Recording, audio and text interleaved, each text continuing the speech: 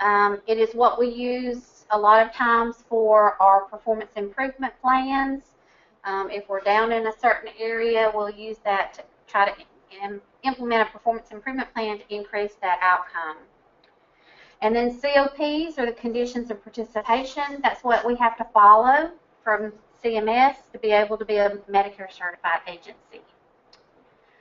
Common working file. That's where all the Medicare people's information goes into the common working file, and everything that Medicare has been billed for is in that common working file. Episodes, there's two kinds of episodes, and we'll talk about that today. There's a payment episode, which is a 60-day episode, and then there's a quality episode. A PEP is a partial episode payment, and that's when you only do part of an episode, and maybe another agency does another part of an episode, or you may PEP yourself. You discharge a patient early, and then you readmit them in that same 60-day episode, and you may PEP yourself. So you'll only get two partial payments rather than one full payment. A RAP is a request for anticipated payment.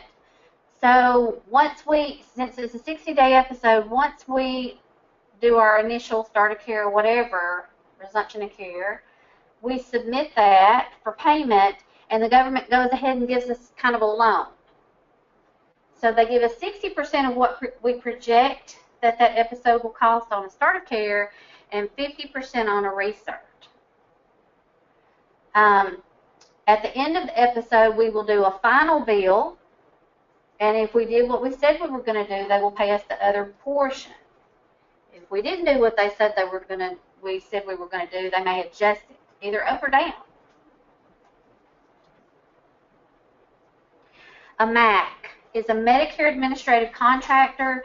These used to be known as the intermediaries. They're the ones that pay us. The government has given them a contract, and they have a certain region, and they're the ones that they dole out the rules, and they pay us. A ROC is a resumption of care. It's going to be an assessment time point that we do, and it'll be done on the first visit following a hospitalization. A SCIC is a significant change in condition. These used to be where we could get additional money if a patient went into the hospital and came out and they were sicker, they would give us additional money. But they did away with that money, but they didn't do away with the requirement that if the patient has a significant change in condition, it may not even necessarily be a hospitalization because you're going to do a resumption of care for that, but maybe in the middle of an episode, something happened. Maybe they fell and they fractured a pelvis but wasn't hospitalized. And now we have to add therapy. So they will adjust the therapy portion, but they won't give us any additional clinical points or anything until the next recertification. A start of care. It's the first billable visit in the first episode of care. And then a transfer. When a patient goes into the hospital, we have to do a transfer assessment. Okay, how we get paid. There are home health resource groups, or HERGs. You'll hear me call them HHRGs, or a HERG. And they're represented by CMS HIPS coding on claims under the basis of payment for each episode. What happens is all the points, you could do it by hand if you wanted to. You could go down each assessment and fill out how many points you should be getting for this assessment and come up with your HHRG, or you can just have software that you put it into and it automatically spits it out, which I vote for. It's a lot. Payments are case mix and wage adjusted. There are things called call site outliers. So if an agency has a lot of outliers, they have a lot of high frequency patients, then there is an adjustment to the payment based on that.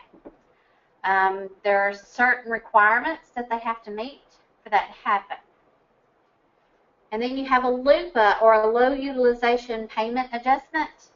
If an episode that's supposed to last 60 days has less than 5 skilled visits, then it's a LUPA, and instead of paying me an episodic rate for that entire 60 days, they're only going to pay me a per visit rate. And if I started out and gave them my initial RAP and they gave me 50% or 60% of what I was supposed to get paid, and then I only ended up with, say, 4 nursing visits, they're going to want that money back. They don't let me just keep it. I wish they would. All right. So Oasis, accurate Oasis is important for a lot of things.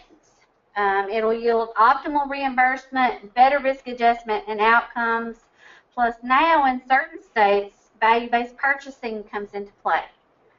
The government came out with an initiative for supposedly quality purposes, and they selected 9 states that every agency in those 9 states has to participate in the value-based purchasing. And their payments will be affected starting in 2018 based on what they did this year. Yeah. So a 2-year delay. And for the first year, it's a plus or minus up to 3% of what the base would have been based on their quality outcomes. So, and they're compared against everybody in their state. Okay? So let's go and take Alacare because we got a whole table of Alacare people. And let's just say Alabama was a value-based purchasing state. You would be compared to every Amedisys in Alabama, every Comfort Care, every Gentiva, every Bibb Home Health, or whatever they're called now. All of those people will go into a pile, and they will be compared against each other. I don't know what's going on here. They will be compared against each other. And depending on where you fall in that, you may get a plus or a minus 3%. Okay? But it's a delayed gratification or punishment because it's 2 years from now. Okay? And 3% is just the first year. So by the end of the 5th year, it's plus or minus 8%. Now, if they're going to go ahead and, I don't know how this is going to work, if they're going to go ahead and pay me now in 2016, our outcomes are behind with CMS, like a year behind.